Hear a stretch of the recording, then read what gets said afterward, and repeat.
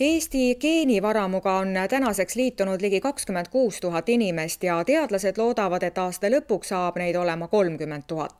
Senised esialgsed uuringud on välja toonud mõndagi üllatavat. Nii näiteks sarnaneb eestliste geenipilt rohkem venelaste kui soomlaste omaga.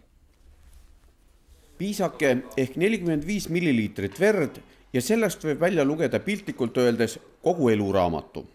Aga seda ehk tulevikus. Kõik need inimesed, kes on oma veretilga geenivaramule loovutanud, täna ise otsest kasu sellest veel ei saagi, kuna geneetika ehk teadus, mis uurib pärilikkust, on alles andmete kogumise etapis ja tänaseid toiminguid tehakse tuleviku nimel. Me räägime ikka 10-20 aasta perspektiivis praegu, kus me nagu näeme tõelisi suuri muudatusi.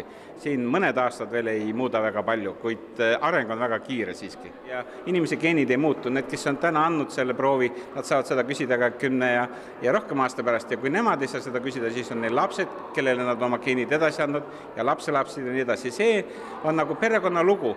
Seni Eestist koostatud 1000 geenikaarti alusel on juba selgunud, et näiteks põhjaeestlaste ja lõunaeestlaste geenipilt on pisut erinev. Ja vaatamata sellele, et eestlased on keeleliselt väga lähedased soomlastele, sarnaneb eestlaste geenipilt pigem lätlaste, leedulaste ja venelaste kui soomlaste omaga. Eestlaste geeniverd kogutakse veel vähemalt paar aastat, kokku tahetakse saada 100 000 geeniproovi. Ja juba praegu vahetavad eri riikide biopangad omavahel uuringuteks geenikaarte, kuna põhjalike järelduste tegemiseks on vaja 10 000 erinevaid andmeid, et haigusi uurida. Me just ootame kõiki. Täna me ootame rohkem natukene mehi, sest mehed on alguses olnud aeglasemad liitumaks, meil on naisi rohkem kui mehi ja me ootaks ka vanemaid inimesi. Inimestel on jäänud teinekord mulje, et kui ma olen vanem ja rohkem on haigused, siis ma ei sobi. Meile sobib just väga hästi. Nii et ma ütleks, et vanemad inimesed ja mehed palun liituge geenivaramuga. Kui suur see suhe on naiste mehi? Praegu on niimoodi, et 1/3 on mehi, 2/3 on naisi.